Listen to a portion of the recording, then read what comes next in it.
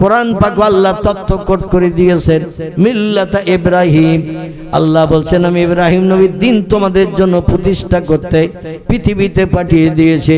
আর ইব্রাহিম নবীর সুন্নতকে আমাদের পয়গম্বর বাস্তব জীবনে রূপদান করে চলেছেন।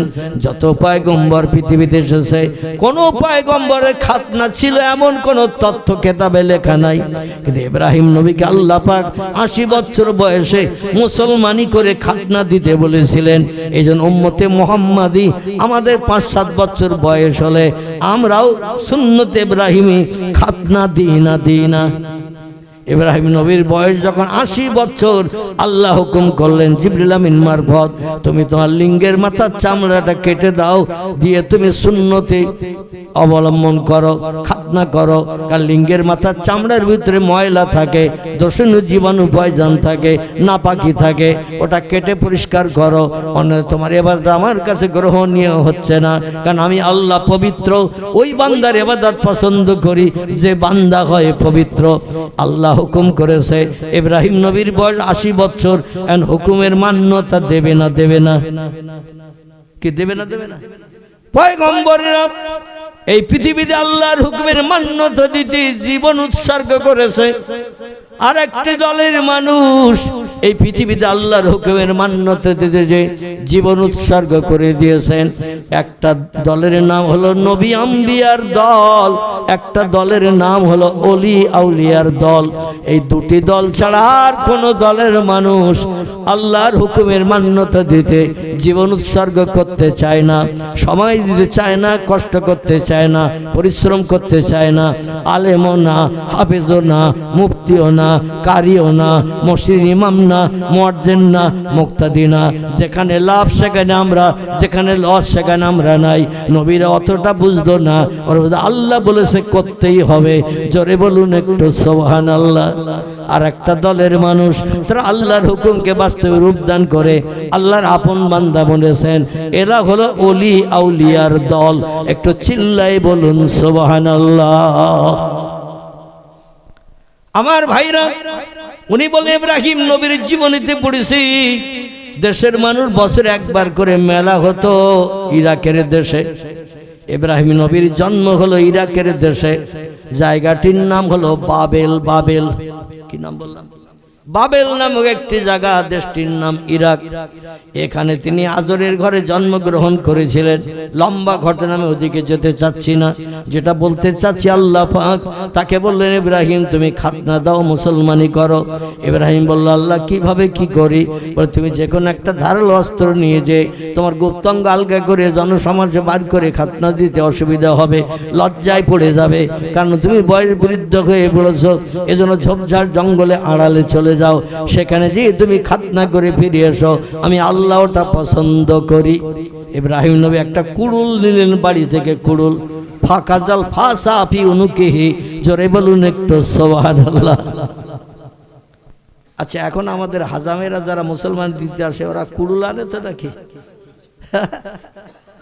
ইব্রাহিম নবী বাড়ি থেকে একটা কুড়াল নিলেন, কাটা যন্ত্র, কুড়াল কাঁধে করে নিলেন। ফাঁকাজাল ফাঁসাফি উনুকিহি, উনি কাঁধে করে একটা কুড়ুল নিলেন, নিয়ে ঝোপঝাড় জঙ্গলে পাহাড়ি এলাকায় চলে গেলেন।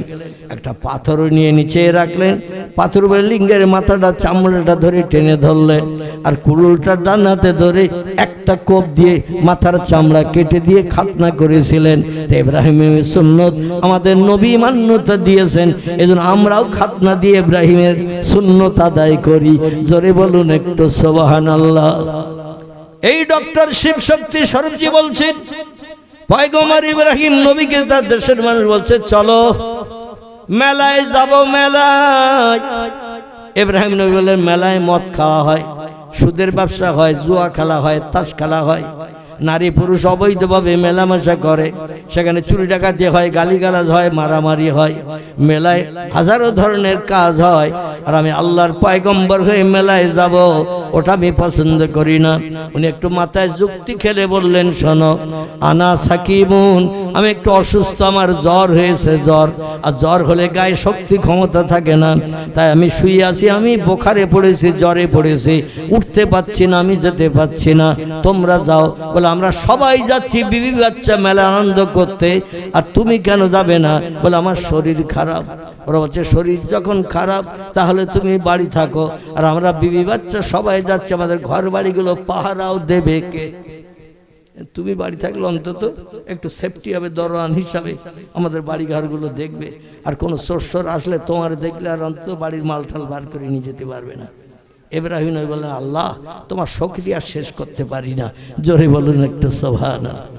আল্লাহ ওদের মগজে তুমি জ্ঞান দিয়েছো, আর আমি বাড়ি আসি জোরে রুগী বলে আসলে তোমার জ্বর না, আমি ওই মেলায় যাব না, কারণ আমার আলাদা একটা উদ্দেশ্য আছে। সেটা হলো এই, আজকে গ্রাম উজাড় করে সব মেলায় চলে যাচ্ছে, যখন ওদের ওই মন্দিরে যে মাটির তৈরি পাথরের তৈরি প্রতিমাগুলো আছে, ওরা সময় সময়ে যে সেখানে সেজদা করে উপাসনা করে, জীবনে দুঃখ দুর্দশা জানায়। আমি পৃথিবীতে পয়গম্বর হয়েছি আল্লাহর কথা বলার জন্যে, আর ওরা ইবলিস শয়তানের নেতৃত্ব মেনে মাটির প্রতিমার কাছে মাথা নত করে, তাদের স্রষ্টা বলে মান্যতা দেয়। ওই প্রতিমা একটাও মন্দিরে রাখবো না, সব ভেঙে চুরমার করে দেব, এসে যেন প্রতিমার কাছে আর সেজদা করতে না পারে। জোরে বলুন একটু সুবহানাল্লাহ। এটা ৫৫০০ বছর আগের ঘটনা। কত বললাম? ৫৫০০ বছর আগের ঘটনা বলছি। পয়গম্বর ইব্রাহিম নবী যখন দেখলেন পাড়া প্রতিবেশী বাচ্চা কাচ্চা বিবি বাচ্চা নিয়ে সবাই বাজারে চলে গেছে, মেলায় চলে গেছে, উনি আস্তে আস্তে ঠেলে উঠেছেন। আসলে জরুরি রোগীর ভাব করেছিলেন, লোকজন যেই চলে গেছে জ্বর না সেরে গেছে। আস্তে আস্তে উঠে এবার মন্দিরের দিকে যাচ্ছেন, যেখানে ২০, ৫০, ১০০ কিংবা তারও বেশি কম মাটির তৈরি পাথরের তৈরি প্রতিমা রাখা আছে। লাত, উজ্জা, হবল, দেবল, মন্নাত, এই রকম ধরনের প্রতিমা সে যুগের মানুষেরা পূজা করত। এখন যেমন কালী আছে, দুর্গা আছে, সরস্বতী আছে, লক্ষ্মী আছে, গণেশ আছে, বিশ্বকর্মা আছে না নাই? তখনকার প্রতিমার নাম ছিল লাত, উজ্জা, হবল, মন্নাত, দেবল, এই রকম নামের প্রতিমা। ইব্রাহিম নবী প্রতিমা ঘরে যাওয়ার আগে দেশে তো লোকজন কেউ নাই, একেবারে ফাঁকা, সব গেছে দূরে, ২-৪ কিলোমিটার দূরে মেলায়। উনি বলছেন যাব তো বটে, তবে একটু পরীক্ষা করার তো দরকার। একটা প্লেটে করে কিছু ফল ফুল নিলেন ইব্রাহিম নবী, খুব সংক্ষেপ করে বলছি। একটা প্লেটে করে কিছু ফল ফুল নিলেন, আর একটা কুড়াল কাঁধে করে নিয়ে নিলেন। কুড়ালটা তিনি ডান কাঁধে নিয়ে নিলেন আষাঢ় ধরে, আর প্লেটে করে একটা খাঞ্চা, যেমন বর আসলে একটু বড় খাঞ্চায় দেয়া হয়, এরকম বড় একটা খাঞ্চায় ফল ফুল কিছু নিলেন, নিয়ে মন্দিরের ভিতরে ঢুকে গিয়ে বলেন, এই খোদারা, তোমাদের কেউ মনে রাখলো না, সব চলে গেছে মেলায়, আর না খেয়ে অনাহারা হয়ে তোমরা কষ্ট পাবে, আমি ওটা পছন্দ করি না। তা আমি অসুস্থ জরুরি হলো তোমাদের মান সম্মানের দিকে লক্ষ্য করে ক্ষুধা যন্ত্রণা নিবৃত্তির জন্য আমি কিছু ফল খাবার নিয়ে এসেছি, যা জোটাতে পেরেছি। তোমরা আমার এই খাঞ্চার ফল খেয়ে অন্তত ক্ষুধা পিপাসা নিবৃত্তি করো। প্রতিমারা কথা বলবে, কথা বলবে? ওদের যেমন রাখা হয় তেমন থাকে। একটা মাসিও যদি এসে গায়ে বসে তাড়াতে পারে। সামনে যদি পূজা করে কোনো ফল মিষ্টি রেখে যাওয়া হয়, ইঁদুর বিড়াল খায় না, ওরা পরবর্তীতে খায়। ইঁদুর বিড়াল খেয়ে নেয়, প্রতিমা কোনদিন হাত দিয়ে তুলো খেতে পারে না, কোনটার কি টেস্ট আস্বাদ তাও বুঝতে পারে না। ইব্রাহিম নবী বলছেন আলা তাকুলুনা আলা তাশরাবুনা, এ প্রতিমারা, কষ্ট পরিশ্রম করে তোমাদের জন্য ফল ফুল এনেছি, আর তোমরা খাবে না, আমি এটা পছন্দ করি না। আমার পরিশ্রমের মূল্য দাও, তোমাদের যার যেটা পছন্দ বলো, আমি তুলে দেই, অন্যথায় তোমাদের যার যা পছন্দ, সবার তো হাত আছে, তুলে তুলে নাও, অন্তত আমি একটু খুশি হই। আমার না তাকাত, কোন প্রতিমা কোনো কথা বলল না, চুপ করে রইল। ইব্রাহিম নবী বলছেন আলা তাকুলুনা আলা তাশরাবুনা, তোমরা কি খাবে না, তোমরা কি পান করবে না? অমানাতাকাত কোনো কিছুই তারা বলে না। ফাগদেবা ইব্রাহিম, ইব্রাহিম নবী বললেন যদি না খাও তাহলে আমাকে কিন্তু আর এই রকম চেহারাওয়ালা দেখবে না। তোমাদের উপকারের জন্য, ক্ষুধা পিপাসা নিবৃত্তির জন্য কষ্ট করে ফল ফুল আনলাম। দেশের মানুষ সব তোমাদের মায়া মহব্বত ছেড়ে চলে গেছে মেলায়, সেখানে যে খাচ্ছে দাচ্ছে আনন্দ ফুর্তি করছে, আর তোমাদের কথা কেউ মনে করলো না। আমি এই দেশের মানুষ, আমি তোমাদের মহব্বত করি, ভালোবাসি, বলি না। এই জন্য খাবার এনেছি, যার যা পছন্দ খাও, আর যদি না খাও তাহলে আমার এই কাঁধে কি আছে একটু দেখে নাও। কাঁধে কি আছে? আলহামদুলিল্লাহ। বলছে মা তারা হাসনাম, এ মাটির তৈরি পুঁতিমারা, একটু দেখো আমার কাঁধে কি এনেছি। যদি না খাও তাহলে এই জিনিসটা দিয়ে কিন্তু তোমাদের ব্যবস্থা করব। অমানাতাকাত, তবুও তারা কোনো কিছু বলল না। ইব্রাহিম বললেন ধৈর্যের সীমা আছে, ধৈর্যের সীমা ছাড়িয়ে ফেলছো তোমরা। আমি কিন্তু আর স্থির থাকতে পারছি না। এবার যদি না চাও না খাও তাহলে উপযুক্ত শিক্ষা আমি দিতে প্রস্তুত আছি।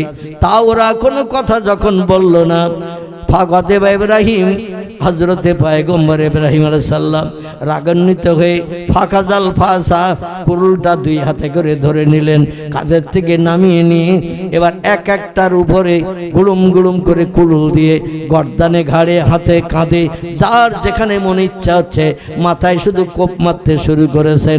আচ্ছা, এরা আস্ত থাকবে তো? কুরুল দিয়ে যদি মারা হয় দুই হাত দিয়ে ধরিয়ে, আমরা যখন মাঝে মাঝে কাঠ সেলাই করি, এক হাতে কাজ হয় না, দুই হাতে ধরে সেলাই করলে শক্তি বেশি পাওয়া যায় না। দুই হাতে ধরে মারতেছে, কারোর মাথা চলে যাচ্ছে, কারো গর্দান থেকে মাথা আলাদা, ধড় আলাদা, কারো হাত, কারো কাঁধ, কারো ঠ্যাং, যার যেখানে ফিরেছে সব ভেঙে চুরিয়ে কারবালার ময়দান করে দিয়েছে প্রতিমা ঘরের ভিতরে মিশরের বাবেলে। ওরা মেলা থেকে সব আনন্দ ফুর্তি করে মদ টদ খেয়ে, জুয়া তাস টাস খেলিয়ে, বেবিচারিটারি কই আনন্দ ফুর্তি করে বাড়ি এসেছে। বলে আজকের দিনটা খুব ভালো দিন গেল, আনন্দ উপভোগের মাধ্যম দিয়ে আজকের দিনটা আমাদের চলে গেল। চলো এই জন্য একটু পুরোভরে আমরা একটু শুকরিয়া করি আসি, পুরোভরে একটু সেজদা করি আসি, পুরোভরে একটু উপাসনা করি আসি। আজকের দিনটা খুব ভালো কাটিয়েছে আমাদের পুরোভরা।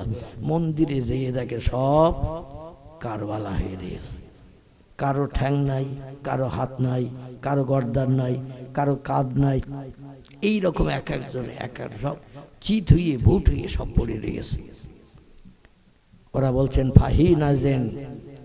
ঠিক ওই সময় লোকজন বলল মা ফাল তাহাজা বে আলিহাতিনা, আমাদের পূর্বর সঙ্গে এই দুর্ব্যবহার কে করলো?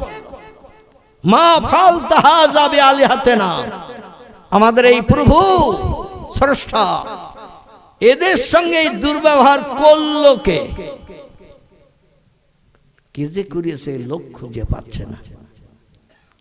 হঠাৎ করে একজন বলল আমি কি একটা তথ্য দেব? এই লোকটা হলো ইবলিস শয়তান। কি নাম বললাম?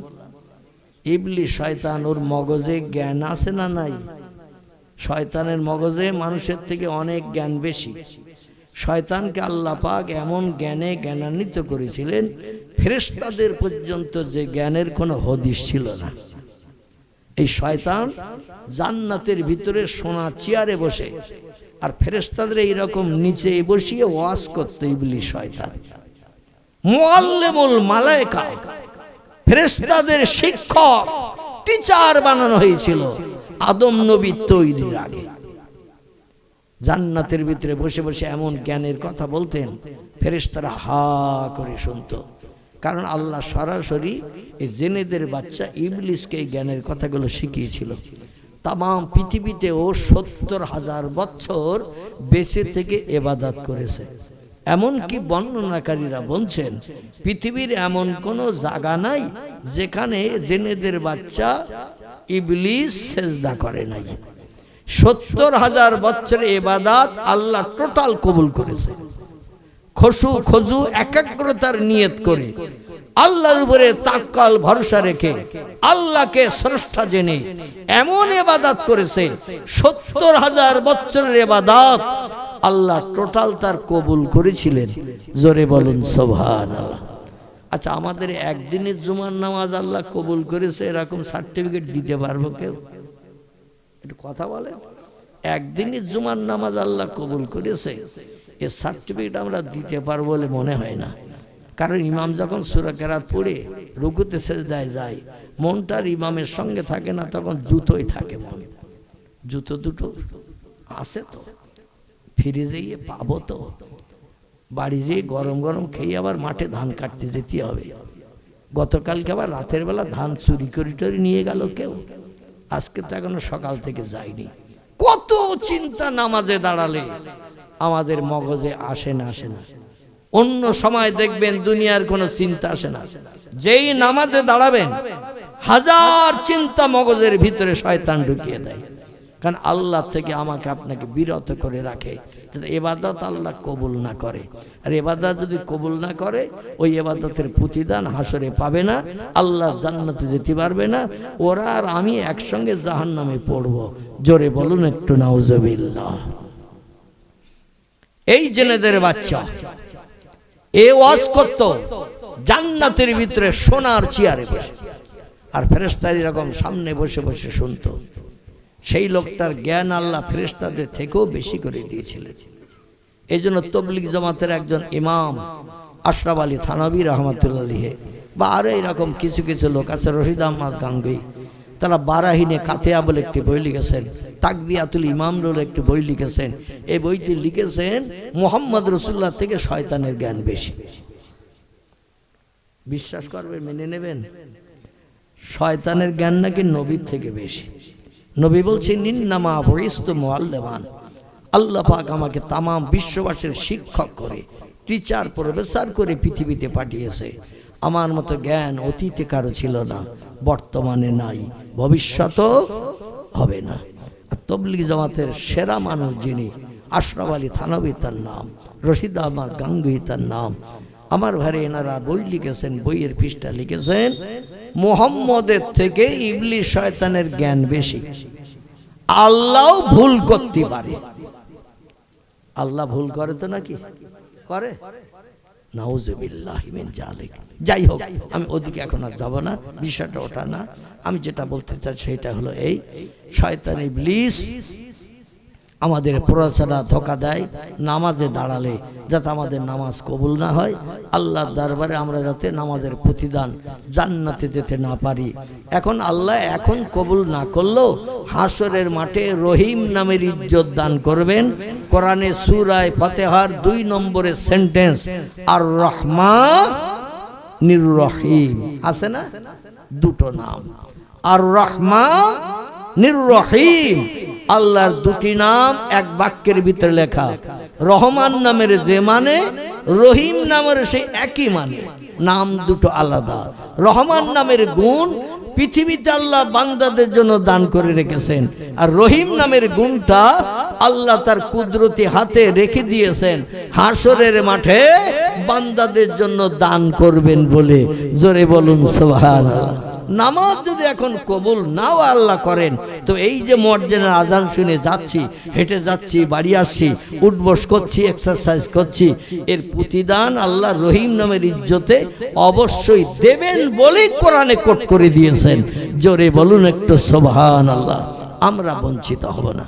যাই হোক, এখন ইব্রাহিম নবীর মগজে আল্লাহ একটু যুক্তি দিলেন, তুই তো রাগের বশে সব ঠাকুরগুলো সব কুরুল দিয়ে কপি ভেঙে দিলি, ওরা তো মেলায় বেশি সময় থাকবে না, কাজকর্ম মিটে গেলে আবার বাড়ি আসবে, বাড়ি এসে প্রতিমা ঘরে আসবে, প্রভুদের সেজদা করবে, জীবনের শখ জানাবে। এসে যদি এই অবস্থা দেখে, গ্রামে তার লোকজন নাই, তুই একা বাড়ি, তোরে তো এসে ধরবে, ঠিক না ভুল? গ্রামে তার লোকজন নেই, শুধু তুই একা জরুরি রোগী বলে বাড়ি আছিস, এটা তো সবাই জানে। এই জন্য এসে তো তোরে জিজ্ঞাসা করবে, ধরবে। আর পয়গম্বরদের কাজ হলো মিথ্যা কথা না বলা। জোরে বলুন একটু সুবহানাল্লাহ। আল্লাহর ওলি যারা, পয়গম্বর যারা, এরা কোনোদিন মিথ্যা কথা বলে না। জোরে বলুন একটু সুবহানাল্লাহ। আল্লাহ বলেন এক কাজ কর, যে কুড়ুল দিয়ে প্রতিমাগুলো ভেঙে ফেলেছিস, কারো মাথা ভেঙেছিস, হাত ভেঙেছিস, পা ভেঙেছিস, চিৎকার করে ফেলে রেখেছিস। ইব্রাহিম ওই কুড়ুল নিয়ে আর বাড়ি যাস না, কুড়ুলের ডাটির মাথায় একটা দড়ি গিরো দিয়ে দে, একটা দড়ি বাঁধ। আর ওই দড়িটা বড় ঠাকুরটার আর মারিস না, সবগুলো ভাঙবে ভাঙ, বড়টার অন্তত রেখে দে। ওর গলায় কুলের দড়িটা দিয়ে হার বানিয়ে ঝুলিয়ে দিয়াই। পয়গম্বর ইব্রাহিম নবী কুলের আষাঢ়ের মাথায় একটা লম্বা দড়ি বেঁধে দিলেন। দড়ি বেঁধে দিয়ে দড়িটা ফাঁকা করে বড় ঠাকুরের মাথা থেকে গলায় দিয়ে বুকের দিকে ঝুলিয়ে দিলেন। আর খাঞ্চার প্লেটটা তো কেউ খায়নি, ও খাঞ্চার প্লেটটা বড় ঠাকুরের সামনে রেখে দিয়ে এসে বাড়ি এসে আবার কম্বল মুড়ি দিয়ে শুয়ে রয়েছে। লোকজন প্রথম বাড়ি আসলো, জামা কাপড় ছেড়ে মন্দিরে গেল, যে দেখে সর্বনাশ, মা ফালতা হাজা বেয়ালে হাতে না, আমাদের পূর্বর সঙ্গে এই দুর্ব্যবহার কে করলো, ভেঙে চুরে ক্ষয়ক্ষতি কে করলো। এমন সময় একজন ব্যক্তি যুবক মানুষের চেহারা নিয়ে বলছে, আমি কি একটা তথ্য তোমাদের দেব? ওরা বলল, নাম নামিয়া কি? আমরা তো বুঝতে পারছি না এই অঘটন কে ঘটালো। উনি বলছে, তোমাদের দেশে সবাই চলে গিয়েছিল মেলায়, কে যায়নি তাই বলো। বলছে, যায়নি একজন যুবক, সে হলো আজরের বেটা, নাম তার ইব্রাহিম। বলছে, এই কাজ নিশ্চয় ওর দ্বারা সম্ভব, কারণ ও মাটির তৈরি প্রতিমা, পাথরের তৈরি প্রতিমা, সেজদা করতে তোমাদের নিষেধ করে কিনা? বলে, নাম নামিয়া কি? ও তো সবসময় বলে আল্লাহু হাইয়ুন কাইয়ুম, আল্লাহ জীবিত এবং চিরঞ্জীবী, তিনি মরেন না, তিনি সব সময় জীবিত। আর সেই আল্লাহর নামের জপ করতে বলে লা ইলাহা ইল্লাল্লাহু ইব্রাহিম খলিলুল্লাহ। জোরে বলুন একটু সুবহান। যখন যিনি নবী হয়েছেন আল্লাহর নামের সঙ্গে তাদের নামের কলামাটা, তখনই মানুষের কাছে তারা প্রচার করেছেন। নূহ নবী যখন নবী হলেন, উনি বললেন লা ইলাহা ইল্লাল্লাহ, নূহ নবী আল্লাহ। ইব্রাহিম যখন নবী হলেন, লা ইলাহা ইল্লাল্লাহ, ইব্রাহিম খলিলুল্লাহ। মুসা যখন নবী হলেন, লা ইলাহা ইল্লাল্লাহ, মুসা কালিমুল্লাহ। ঈসা যখন নবী হলেন, লা ইলাহা ইল্লাল্লাহ, ঈসা রুহুল্লাহ। যত নবী এসেছেন সব নবী আল্লাহ নামের সঙ্গে নিজের নাম জড়িয়ে দিয়ে মানুষকে কলেমা পড়তে বলেছে। এখন ইব্রাহিম নবীর কাছে এসে বলছেন, আমাদের এই পূর্বের সঙ্গে অঘটন ঘটালো কে একটু বলো। উনি বলছে, আমি তো জরুরি রোগী, যেমন দেখে গিয়েছিলে তোমরা মেলায় যাওয়ার সময়, আমার তো তেমন দেখছো, আমি তো উঠতে পারছি না, চলতে পারছি না, বসতে পারছি না, কে কি করিস কি করে বলো? বলো, অবশ্যই তুমি জানো, তুমি পারে আসো, তুমি বললেও তুমি, না বললেও তুমি। ইব্রাহিম নবী দেখছেন ওরা তো একেবারে আমার কাঁধে দোষ চাপিয়ে দিচ্ছে, কারণ আর কেউ বাড়ি নেই, করতে আমি করেছি। এই যখন ওরা বলতে চাচ্ছে, তাহলে বলছেন ইজহাব এলাল বাইত, চলো সেই ঘরে যেখানে তোমাদের প্রতিমারা আছে। আমার একটু না দেখালে আমি তথ্যটা দিতে পারছি না। সবাই যখন আমি না করেও দোষী সাব্যস্ত হচ্ছি, কে কে করেছে তোমরা বলছো তুমি ছাড়া আর কেউ না, তাহলে চলো একটু দেখে আসি। ইব্রাহিম নবী ওই বাবেলের লোকজন সাথে করে নিয়ে প্রতিমা ঘরের দরজার সামনে এসে দাঁড়িয়েছেন। দাঁড়িয়ে একবার তাকিয়ে দেখলেন, দেখে বলছেন, এ আমার ভাইরা, পাড়া প্রতিবাসীরা, এ বাবেলবাসীরা, তোমার এত সুন্দর দৃশ্য দেখা সত্ত্বেও আমার কাছে জানতে গেছো? বলছে, তার মানে? বলছে, দেখতে পাচ্ছ না একটা খাঞ্চায় খাবার, আর পূর্ব রয়েছে 20-30টা, আরে একটা প্লেটের খাবার আর 20-30 জন।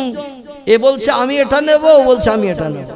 আর বড় যে তত্ত্ব ক্ষমতা বেশি, শক্তি বেশি, ও নিজের সামনে খাঞ্চা আটকে রেখে, আর ওর গলায় কি ঝোলানো আছে দেখছো তো, ওইটা দিয়ে আর কাউরে দেবে না বলে গুড়ুম গড়াম অ্যাকশন চালিয়ে কাচ্চিত করে সব ফেলে রেখে দিয়েছে। ওরা বলছে, তত্ত্বটা তো খারাপ না, কারণ প্লেট যদি 5টা 7টা 10টা থাকতো, তার 2-4 জন করে ভাগে টেগে খেতে পারত। একটা প্লেটে খাবার, আরে 20-30 জন খোদা, এদের তো ভাগ করতে যেই ঝামেলা হবে। আর ওই বড় খোদা, ওনার তো পেট বড়, আর উনি বলছে মাল সব আমার। আর ওরা বলছে না আমাদের দিতে হবে। এই নিয়ে মতদ্বন্দ্ব ঝামেলা হতে হতে এমন অবস্থা হয়ে গেছে, মারামারি শুরু হয়ে গেছে। আর ওনার গলায় তো ঝোলানো রয়েছে বড় কুরুল, ওই কুরুল দিয়ে অ্যাকশন করেছে, সব যারে যেমন পেরেছে ভেঙে চুরে শেষ করেছে। ওরা বলছে কথাটা ঠিক, তথ্য দিচ্ছ বটে, কিন্তু শোনো ইব্রাহিম ও আজরের বেটা, আমাদের খোদারা তো নড়তে পারে না, আমাদের খোদা তো কথা বলতে পারে না, আমাদের খোদারা তো ঝগড়া বাঁধাতে পারে না, খাবার দিলে আমাদের খোদারা কোনোদিন মাছি বসলেও তাড়াতে পারে না, ইঁদুর বিড়াল আসলেও বারণ করে না, আর তুমি বলছো আমাদের খোদা মারামারি করে সব ভেঙে ফেলেছে। ইব্রাহিম নবী তখন সুযোগ পেয়ে গেলেন, জোরে বলুন সুবহানা। যে খোদারা খেতে পারে না, কথা বলতে পারে না, হাত চালাতে পারে না, মাছি বসলে তাড়াতে পারে না, বিড়াল আসলে বারণ করতে পারে না, সেই খোদার উপাসনা করে তো কোনো লাভ নাই। কোথায় ঘুরিয়ে ধরেছেন বুঝতে পেরেছেন? যে খোদা কিছুই করতে পারে না, সে খোদা মানুষের উপকার করবে কি করে? বরং তোমরা, আমি সেই খোদার ইবাদত করি, সেই খোদার নামের জপ জিকির করি, যে প্রভু বান্দার সব সমস্যার সমাধান করে দিতে পারে, সে আল্লাহরে আল্লাহ বলে মানো। জোরে বলুন একটু সুবহান। ওরা বলল বুঝতে পেরেছি, এই কাজ তোমারই দ্বারা হয়েছে, অতএব তোমার উচিত শিক্ষা দেব। কি শিক্ষা দেবে? দেশের খোদা নমরুদের কাছে যে বলল আমাদের খোদাদের সঙ্গে সুযোগ পেয়ে সদ্ব্যবহার করেছে ইব্রাহিম আজরের বেটা, ওর উপযুক্ত শিক্ষা দিতে হবে। কি শিক্ষা দিলে খুশি হও? বলে জঙ্গল থেকে শুকনো কাঠ জোগাড় করে এনে টিলা করো, আর ওই কাঠে আগুন ধরিয়ে দাও, ইব্রাহিমের ধরিয়ে আগুনে ফেলে পুড়িয়ে মেরে দাও, ও যেন আর কোনোদিন আমাদের পূর্বর সঙ্গে দুর্ব্যবহার করতে না পারে। জোরে বলুন একটু নাউজুবিল্লাহ, জোরে বলুন নাউজুবিল্লাহ। ডক্টর শিবশক্তি স্বরূপজি বলছেন, বিবি আমি ওই পন্থাটা অবলম্বন করেছি। লোকজন এসে যখন আমার ডাকবে মন্দিরে যাওয়ার জন্য, আমি বললাম আমার শরীর খারাপ, জ্বর হয়ে গেছে, উঠতে পারছি না। ঠিক এই তথ্যটাই ডক্টর শিবশক্তি স্বরূপজি অবলম্বন করেছিলেন 1980 দশকে। লোকজন 2 দিন 5 দিন 10 দিন আসে, উনি বলছেন জ্বর সারেনি, শরীর খারাপ, যেতে পারছি না। স্ত্রী বলছেন আই ব্যয় বন্ধ হয়ে যাচ্ছে, ফল ফুল মিষ্টি নাস্তা পানি আর করতে পারছি না। বলে ও পরের মাল খেয়ে কোনো লাভ নাই, স্রষ্টাকে যদি খুশি করতে পারি, যে স্রষ্টার নাম হলো আল্লাহ সুবহানাহু ওয়া তাআলা, রাম স্রষ্টা নয়, এমন করে বিষ্ণু স্রষ্টা নয়, মহেশ্বর স্রষ্টা নয়, নারায়ণ স্রষ্টা নয়, স্রষ্টা হলেন আল্লাহ সুবহানাহু ওয়া তাআলা। সে আল্লাহরে খুশি যদি করি, আল্লাহ ঘরের ভিতরে বসিয়ে বসিয়ে আমাদের খাওয়াবেন। জোরে বলুন আমিন। মন্দিরে গেলেন না, অজু করে পবিত্রতা অবলম্বন করে রাতের বেলা বিছান সজ্জায় শয়ন করেন। নবীজির জবানে হাদিসের কিতাব পড়ে তিনি জ্ঞান অর্জন করেছেন। আল্লাহ নবী বলেছেন রাতের বেলা কিছু খাওয়া দাওয়ার পরে বিছান সজ্জায় যখন শয়ন করতে যাবে, একটু অজু করে পবিত্রতা অবলম্বন করে নেবে, ডান কাঁধে কাঁধ হয়ে বিছান সজ্জায় শুয়ে পড়ে ঘুমাতে যাবে। ঘুম যত সময় না আসবে তত সময় আমি মুহাম্মদ রাসূলুল্লাহ, আমার মহব্বত একটু দরুদ শরীফ পড়তে থাকবে। আল্লাহ নবী বলছেন আর বাউনা ইয়াউমান লাইলান, 40 দিন 40 রাত অতিবাহিত হতে না হতে আমি মদিনার নবী সেই উম্মতের শিয়রের ধারে দাঁড়িয়ে আমার চেহারা দর্শন করাই। একটু জোরে হবে না? নারায়ে তাকবীর। কদিন? 40 দিন। কোন ব্যক্তি রাতের বেলা যখন শুইতে যাবে, ডান কাঁধে কাঁধ হয়ে বালিশে মাথা দিয়ে উত্তর দক্ষিণে পা দিয়ে শোবে, এবং যত সময় ঘুম না আসবে তত সময় যদি ওই লোকটি নবীর মহব্বতে দরুদ শরীফ পড়তে থাকে, আল্লাহ নবী বলছেন আমি মুহাম্মদ রাসূলুল্লাহ গরজ করে ওই লোকটির সঙ্গে সাক্ষাৎ করতে যাই। আর যে লোকটি আমার একটা বার দর্শনের সুযোগ পেল, সে লোকটির জন্য আল্লাহর 8খানা জান্নাত হালাল হয়ে গেল। তার দরুদ শরীফ পড়লে লাভ না লস? কিন্তু আমরা একটু ঠোঁট নাড়তে চাই না।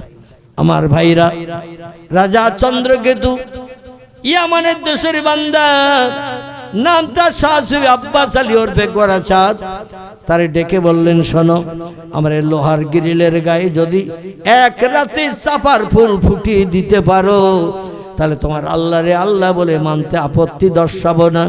আর যদি তুমি চাপার ফুল ফুটিয়ে দিতে না পারো, ওই দেবালয়ের মন্দিরে তোমারে প্রাণনাশ করে আমাদের প্রতিমাদের মুখে রক্ত মাখিয়ে তাদের মুখমণ্ডল আমরা খুশি সন্তুষ্ট করব, তোমার রক্ত দিয়ে তাদের আমরা মুখমণ্ডল ধৌত করে দেব।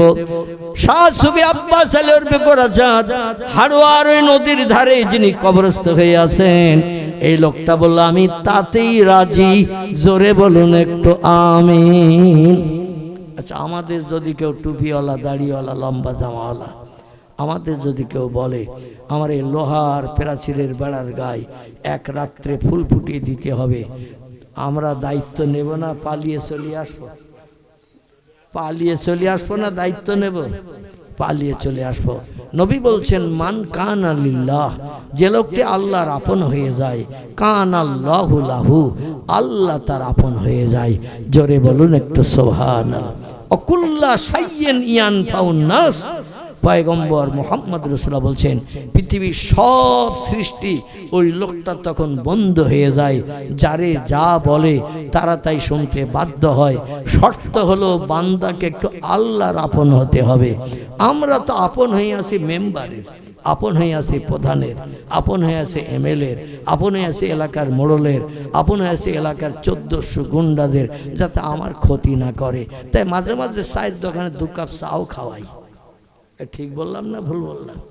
মাঝে মাঝে 70 উঁচু পিড়া, 70 উঁচু ফিরে তার 2 কাপ চাও খাইয়ে ঠান্ডা করি, যাতে আমার কোনো ক্ষতি টতি না করে। আল্লাহর উপরে তাক্কাল ভরসা আমাদের নাই। উনি বললেন, ইনশাআল্লাহ আপনি যে দায়িত্ব দিয়েছেন, আগামীকাল সকাল হতে না হতে আমি দায়িত্ব পালন করে আপনাকে খুশি করব। রাজা চন্দ্রকেতু বেড়াচাঁপার দেবালয়ের রাজা, উনি বললেন, যদি দেখাতে পারো আমার প্রাচীরের বেড়ার গায়ে চাপার ফুল, আমি ধর্ম পরিত্যাগ করে ইসলাম গ্রহণ করব। রাত 12টা, 12:30 বেজে গেছে। রাজা চন্দ্রকেতুর বাড়ি থেকে হাড়োয়া, যে মেন রোড, বেড়াচাঁপা থেকে হাড়োয়া রোড, এই রোডটা তখন 3-4 রশির মতো রাস্তা ছিল, 3-4 রশি। বাড়িটা ছিল মাঠের মাঝখানে, সেখানে এখন একটু গাড়া গর্ত মতো হয়ে নিচু জায়গা। এইখানে আল্লাহর ওলি ব্যক্তির বদদোয়ার কারণে বাড়ি, বেড়াচাঁপার মন্দির সব মাটির তলায় তলিয়ে গিয়েছিল। জোরে বলুন সুবহানাল্লাহ। আল্লাহ মাটির তলায় গারদগিরি করে দিয়ে দিয়েছিলেন।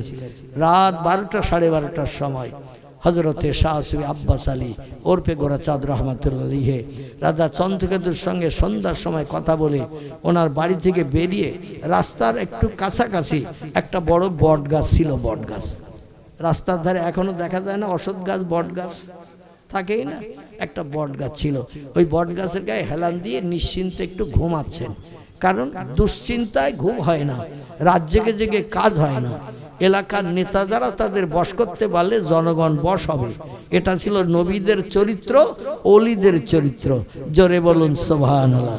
আর আমরা সাধারণ মানুষের কাছে কলেমার দাওয়াত দিতে যাই, আর ওনারা কলেমার দাওয়াত দিতেন এলাকার জনগণের নেতা যারা।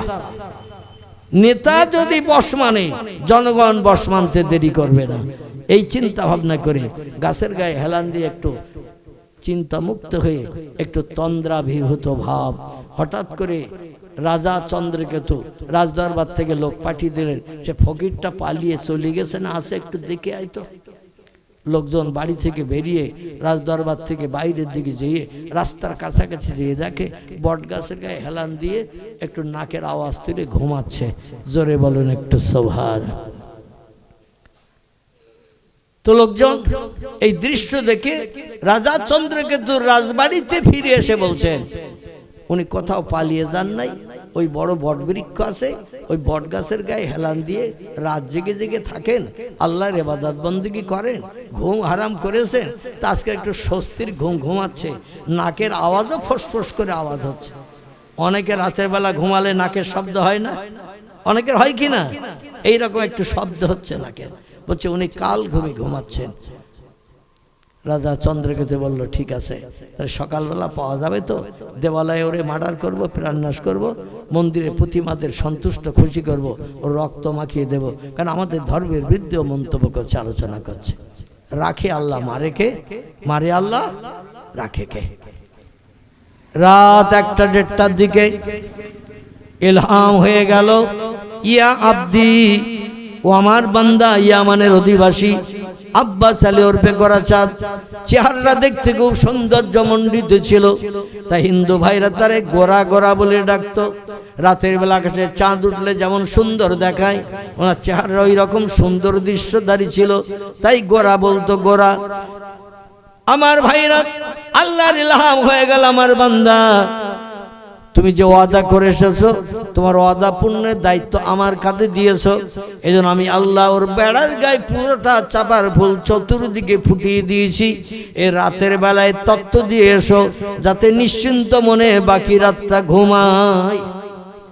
আল্লাহর ওলি শাহ আব্বাস আলী রাজ দরবারের গেটের পাশে থাকে, দরওয়ানেরা দুই পাশে বসা, গেট লাগানো, তালা লাগানো। ডেকে বলছেন, ও দরওয়ান ভাই, ও দরওয়ান ভাই।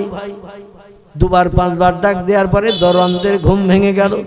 বলছে, কে তুমি? মানান্তাম ইসমুকা, আরবি ভাষা। কে তুমি, তোমার নাম কি? উনি বলছেন, আমি সেই ফকির গোরাচাঁদ, দেশের মানুষ আমারে গোরাচাঁদ বলে বলে ডাকে, চেহারা আল্লাহ একটু সৌন্দর্য করেছেন বলে আমি সেই ফকির। বলছে, কি খবর এই গভীর রাত্রে? তোমার তো সকালে আসার কথা। বলে, আল্লাহ অত সময় নেবেন না, এই জন্য রাতের ভিতরে আল্লাহ চাপার ফুল ফুটিয়ে দিয়েছেন। রাজা চন্দ্রকেতুরে ডাকো এবং তোমরাও দেখে নাও, বাকি রাতটা যাতে নিশ্চিন্তে ঘুমাতে পারো। রাজা চন্দ্রকেতুরে ডাকা হলো, দরওয়ানে যে ডাকলো, এ মালিক, এ দেশের বাদশা, আর ঘুমাবেন না, উঠে পড়ুন। বলে, কি খবর? এখনো তো রাত গভীর। বলে, সেই ফকির বেড়ার গায়ে চাপার ফুল ফুটিয়ে দিয়ে দিয়েছেন, আমাদেরও দেখিয়েছেন, আপনাকেও দেখার জন্য অনুরোধ করেছেন। রাজা চন্দ্রকেতু বেরিয়ে এসে দেখে আলোকলতা, চেনেন আলোকলতা? হলুদ সুতার মতো গাছ, কুল গাছের মাথায় থাকে, বাঁশবনের ঝাড়ে থাকে, ফেনাসাজির ঝাড়ে থাকে, দেখেছেন আপনারা? আলোকলতা বলে যারে।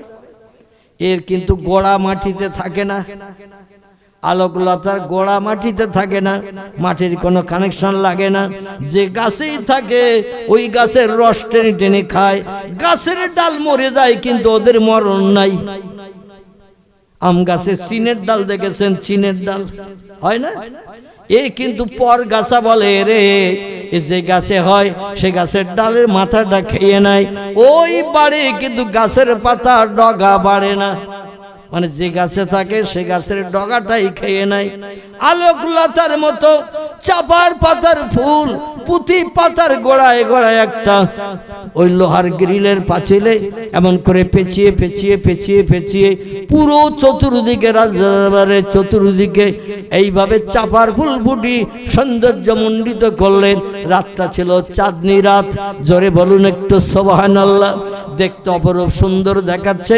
রাজা চন্দ্রকেতু বললেন, দেখে নেন, সকাল পর্যন্ত কে বাঁচে কে মরে এখন আমার আল্লাহ বানিয়ে দিয়েছেন। ইন্নাল্লাহা আলা কুল্লি শাইইন কাদির, আল্লাহ হলেন সব শক্তির ঊর্ধ্বে, এজন্য আল্লাহর কোনো কাজ করতে সময় লাগে না। ইন্নামা আমরুহু ইজা আরাদা শাইয়ান আইয়াকুলা লাহু কুন ফায়াকুন। জোরে বলুন একটু আল্লাহু আকবার। কোরআন শরীফের সূরা ইয়াসিনের একেবারে শেষ আয়াতের আগের আয়াত, কোরআনের 22 পারার শেষে আল্লাহ একটি সূরা কোট করেছেন। সূরাটির নাম হলো সূরাতুল ইয়াসিন। এই সূরা ইয়াসিনের শেষ আয়াতের আগের আয়াত আল্লাহ বলেন, ইন্নামা আমরুহু ইজা আরাদা শাইয়ান আইয়াকুলা লাহু কুন ফায়াকুন। ও বিশ্ববাসী তোমরা শোনো, আমি আল্লাহ যখন কোনো কিছু এরাদা করি, ইচ্ছা প্রকাশ করি, কোনো কিছু তৈরি করা বানানোর ইচ্ছা করি, আইয়াকুলা লাহু, আমার জবান দিয়ে শুধু একটু বলি কুন হ ফায়াকুন, সঙ্গে সঙ্গে সেটা হয়ে যায়। আমার কোনো কিছু বানাতে তৈরি করতে 1 সেকেন্ডের জায়গায় 2 সেকেন্ড সময় কোনোদিন লাগেনি এবং ভবিষ্যতে লাগবে না। আমি শুধু বলি হ, সঙ্গে সঙ্গে হয়ে যায়। সেই পাওয়ারফুল স্রষ্টা আমি। রাজা চন্দ্রকেতু বলল, ফকির কি জাদু টাদু করেছো বুঝি না, কাল সকাল না হলে তোমার এই তথ্য আমরা মেনে নেব না। উনি বসে থাকলেন সারা রাত, সেখানে সকাল হয়ে গেল। রাজা চন্দ্রকেতুর বাড়ির লোকজন উঠে গেল, তাকে চাপার ফুল সব বেড়ায়, পুঁথি পাতার গোড়ায় গোড়ায় ফুটে গেছে। আল্লাহর ওলি ডেকে বললেন, রাজা চন্দ্রকেতু দেবালয়ের রাজা, ওয়াদা করেছিলেন গতকাল সন্ধ্যায়, আজকের সকাল হতে না হতে আল্লাহ আপনার ওয়াদাকে পূর্ণ করে দিয়েছেন। যে ওয়াদা করেছিলেন কলেমা পড়বেন, ইসলাম আনবেন, এবার কলেমা পড়ুন। রাজা চন্দ্রকেতু বলল, ধেড়ের আশীর্বাদে বিল শুকাবে না, মাছও মরবে না, তুমি চাপার ফুল ফুটিয়েছো বলে তোমার আল্লাহর কলেমা পড়বো না। আল্লাহর ওলি একটু রাগান্বিত হলেন, বললেন, এ রাজা চন্দ্রকেতু, তুমি আমার সাধারণ মানুষ মনে করিও না, ওয়াদা যদি ভঙ্গ করো আমি তোমার জন্য বদদোয়া করব। রাজা চন্দ্রকেতু বলল, কত লোক কত কথা বলে, কোনো কথার বাস্তব মর্যাদা অনেক ব্যক্তি দিতে পারে না, কি বদদোয়া তুমি করবে করো। হুজুর আল্লাহর কাছে হাত তুলে দোয়া করলেন, আল্লাহ রাজা চন্দ্রকেতুর বাড়ি জমিনের তলায় গারদগিরি করো, দেওয়ালয়ের মন্দির যেখানে আমারে প্রাণনাশ করে আমার রক্ত দিয়ে প্রতিমাদের মুখমণ্ডল এমন করে রঙিন করবে, আলোয় দেবালয়ের মন্দিরটাও তুমি মাটির নিচে গারদগিরি করে দাও। আল্লাহ বলছেন, যারা আমার হয়, মান কানা লিল্লাহ, যারা আমি আল্লাহ আমার আপন হয়ে যায়, কান আল্লাহু লাহু, আমি আল্লাহ তাদের আপন হয়ে যায়। নবীরা দোয়া করলে আল্লাহর দরবারে যেমন বিদ্যুতের মতো কবুল হয়েছে, ওলিরাও দোয়া করলে আল্লাহর দরবারে তেমন বিদ্যুতের মতো কবুল হয়েছে এবং কিয়ামত পর্যন্ত হবে। তবে সেই ওলি এখন খুঁজে পাওয়া মুশকিল। ঠিক বললাম না ভুল বললাম? বর্তমান হালাল হারাম খেয়ে খেয়ে সুদখোরের বাড়ি, মদখোরের বাড়ি, ব্যভিচারের বাড়ি, মৃত্যুকের বাড়ি, খাওয়া দাওয়া করলে ইবাদত বন্দেগী আল্লাহর দরবারে কবুল হবে না, হবে না, হবে না।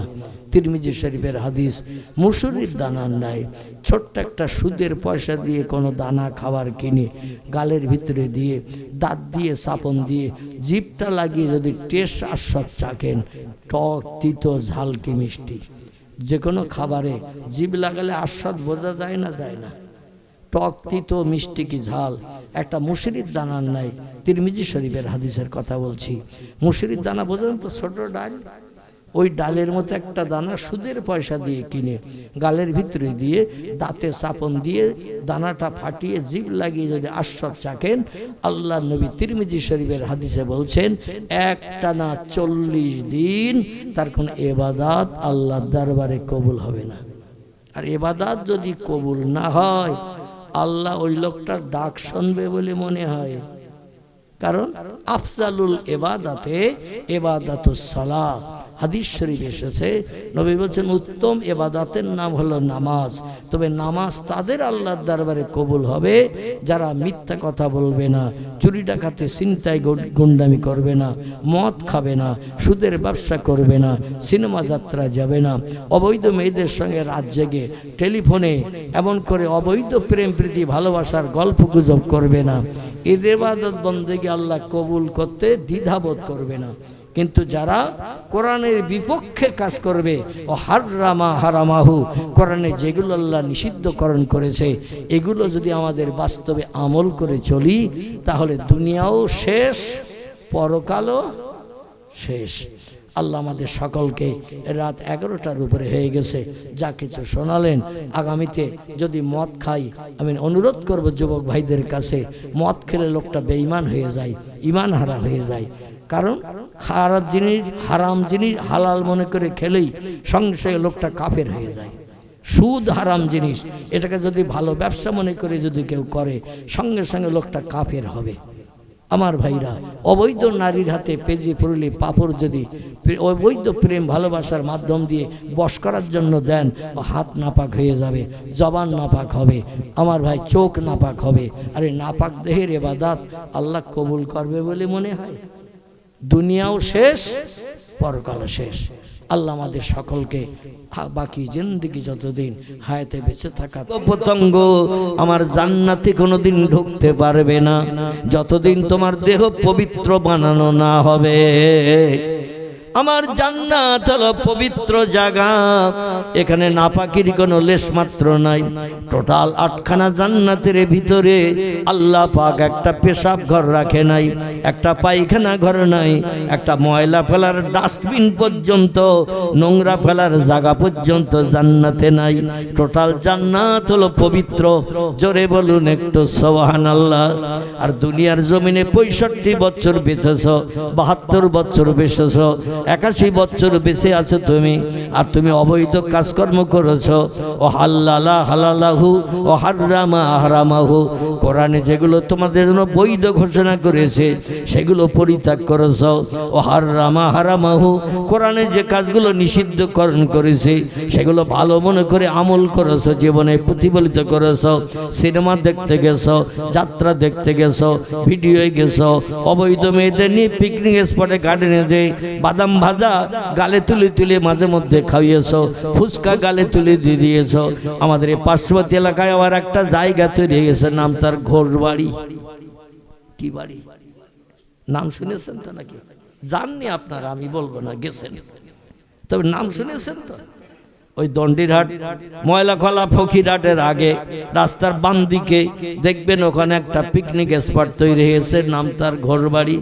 অবৈধ যুবক যুবতী সেখানে যে ঘন্টার পর ঘন্টা বিভিন্ন গাছতলায় বিভিন্ন জায়গায় বসে বসে এই যে অবৈধ প্রেম প্রীতি ভালোবাসার কারখানা তৈরি করে। অবশ্যই হাসরের মাঠে আমি আপনি আল্লাহর দরবারে যেদিন হাজির হব, আল্লাহ সেদিন ফামাইয়া আমাল মিসকালা যাররাতিন খায়রা ইয়ারা, শস্য দানা পরিমাণ ভালো কাজ করলে তার প্রতিদান তোমার আমি আল্লাহ অবশ্যই দেব।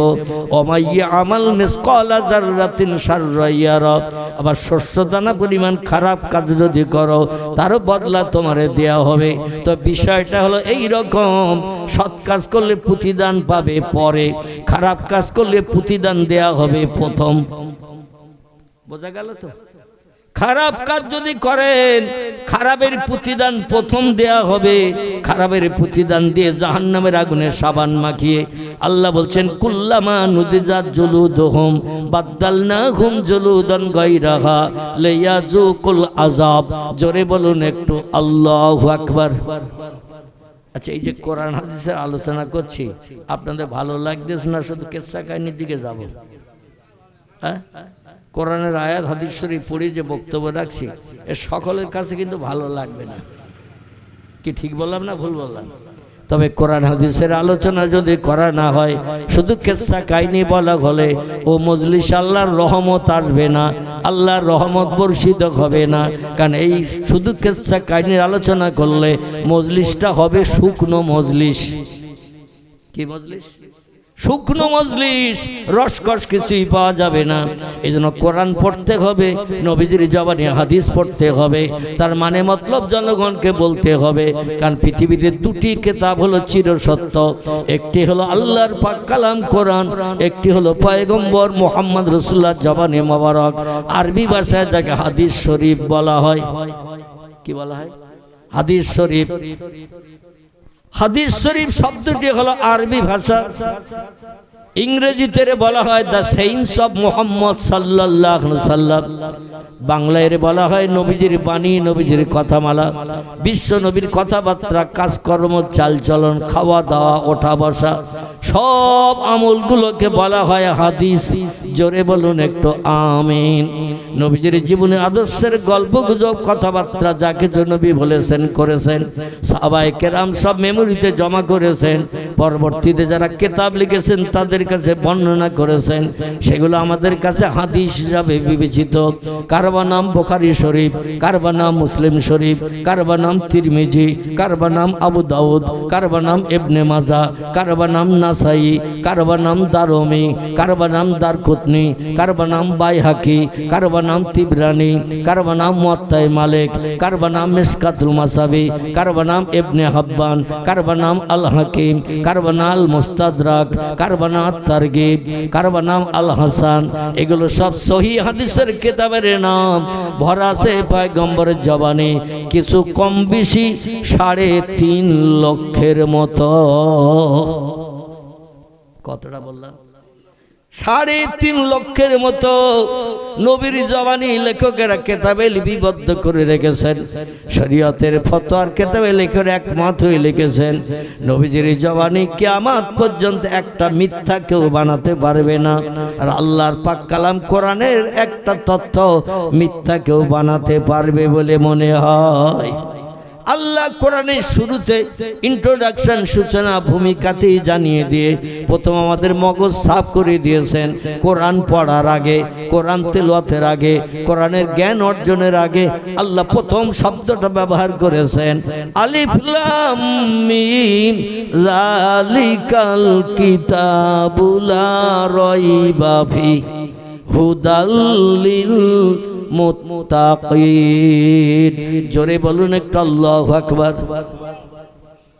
আল্লাহ বলেন ওই কিতাব, যালিকাল কিতাব, ওই কিতাব যেটি পৃথিবীতে পাঠানোর আগে আমি আল্লাহ পাক আরশ কুরসির উপরে লাউহে মাহফুজ বলে একটি জায়গা, সেখানে সংরক্ষণ করে রেখেছিলাম।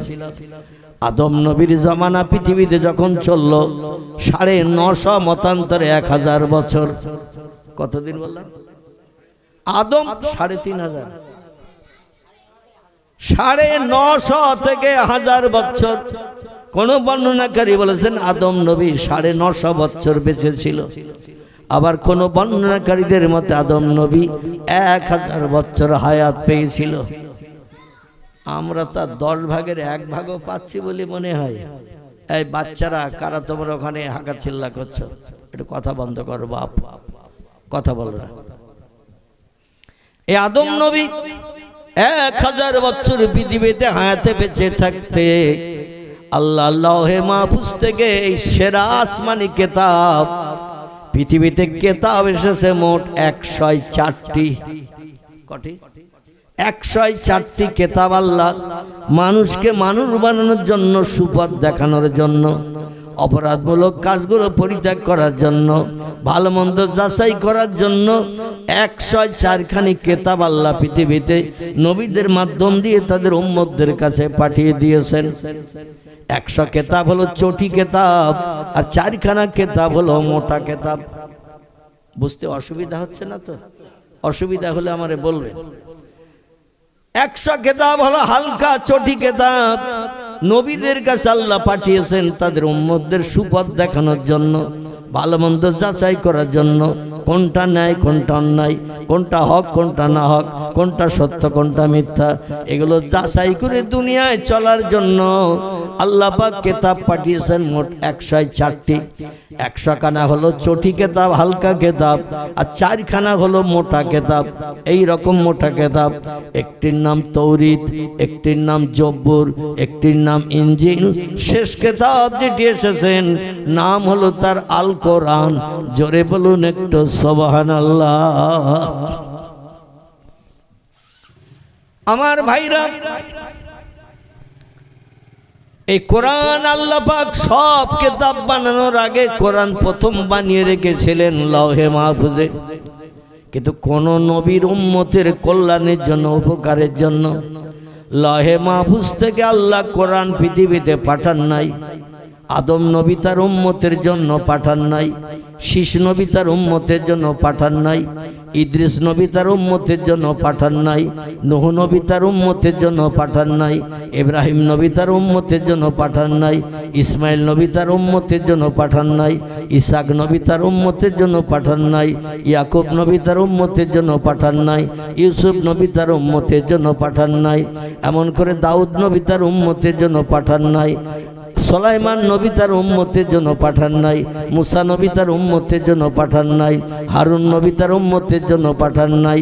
এমন করে যত পয়গম্বর পৃথিবীতে এসেছে, হযরতে হুদ, লূত, সালেহ, জাকারিয়া, ইহইয়া, আইয়ুব, ইউনুস, শোয়েব, ইলিয়াস, ওজায়ের, ঈসা পর্যন্ত যত পয়গম্বর এসেছে, বর্ণনাকারীদের মতে এদের সংখ্যা হলো লক্ষাধিকের উপরে। কতজন বললাম? লক্ষাধিকের উপরে পয়গম্বর এই পৃথিবীতে এসেছে আর বিদায় নিয়ে চলে গেছে। মানুষকে সুপথ দেখানোর জন্য কোন নবীর উম্মত ছিল 9 জন, কোন নবীর উম্মত ছিল 15 জন, কোন নবীর উম্মত ছিল 100, কোন নবীর উম্মত ছিল 33 জন। সারা জীবন কলেমার দাওয়াত দিয়েছে, জনগণকে ফেভার করতে পারেনি, আল্লাহর ভয় হৃদয়ে কোট করে দিতে পারেনি, জাহান্নামের ভয় দেখে তাদের সুপথের প্রতীক বানাতে পারেননি। কিন্তু বর্তমান আল্লাহ পাক আসমানের সেরা কিতাব যেটি পৃথিবীতে পাঠিয়েছেন, সেটা সংরক্ষণ করে রেখেছিলেন অতীতকালে, পাঠিয়ে দিলেন পয়গম্বরদের শেষ যিনি, তার কাছে। আল্লাহ বলছেন, মা কানা মুহাম্মাদুন আবা আহাদিম মির রিজালিকুম ওয়ালাকির রাসূলুল্লাহি ওয়া খাতামান নবিয়্যিন।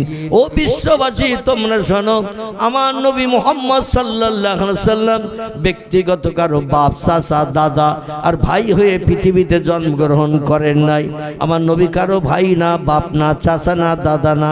আমার নবী হলেন ওয়ালাকির রাসূলুল্লাহ, বরং আমি তাকে রসুল করে, প্রফেট করে, মেসেঞ্জার করে, পথ প্রদর্শক, বার্তাবাহক, শান্তির অগ্রদূত করে আমি পৃথিবীতে পাঠিয়েছি, যাতে তার মাধ্যম দিয়ে তার টোটাল উম্মত জান্নাত হালাল বানাতে পারে। এই জন্য আসমানি সেরা কিতাব আমি মুহাম্মদ রাসূলুল্লাহর জন্য সংরক্ষণ করে রেখেছিলাম লৌহে মাহফুজে। নবী যখন ধরার পক্ষে আগমন করলো মক্কা মুকাররমার কাবা শরীফের পূর্ব দিকে আবু কুবাইস পাহাড়ের পাদদেশে, আবু কুবাইস পাহাড়ের একেবারে সমতল জায়গার একটুখানি উঁচু জায়গা, বর্তমান দেখলে বোঝা যায়, তবে জায়গাটা এখন কাটাকুটি করে সৌদি সরকার পাথর সেট করে দিয়েছেন। সে যুগে যা ছিল সমতল জায়গা থেকে আমার মনে হয় কোমর সমান টমান উঁচু হবে, খুব বেশি কাটাকুটি সৌদি সরকার করেনি, কারণ নবীর পদচিহ্নের স্মৃতিগুলো সৌদি সরকার নষ্ট করতে চায়নি। এই জন্য একটু সমান করে উঁচু ঢিবিগুলো সমান করে সেখানে পাথরের প্লেট লাগিয়ে দিয়েছেন। কাবা শরীফ থেকে পূর্ব দিকে আসলে 155 ধাপের রাস্তা আছে। পূর্ব দিকে হেঁটে আসলে পায়ের ধাপের কথা বলছি, কারণ ওখানে ফিতে টিতে ফেলে মাপার কোনো লাইন আমার নাই, আর কোনো ব্যক্তি মাপতে পারবে না। যদি কেউ ফিতে ফেলে মাপে, সঙ্গে সঙ্গে সৌদি জেলখানায় তার ডাল রুটি খেতে হবে, আর সন্ত্রাসবাদী হিসাবে আখ্যায়িত হবে। এজন্য মানুষ আইডিয়ালের মাধ্যমে দেখেছে নমুনা নিদর্শন সেট করে মগজে করে নিয়ে আসে। আমি কয়েকবার পায়ের ধাপ ভেবে গুনলাম, ওই কাবা শরীফের সাবা মারওয়া সাইড থেকে বেরিয়ে এসে পূর্ব দিকে হাঁটলে 155 ধাপের রাস্তা হয়। কতটা বললাম? 155 ধাপের রাস্তা। পূর্ব দিকে হেঁটে আসলে একটা সাদা পাথরের চাতওয়াল এখন দেখতে পাওয়া যায়। পূর্ব ছিল ধুলাবালি পাথরের কুচি।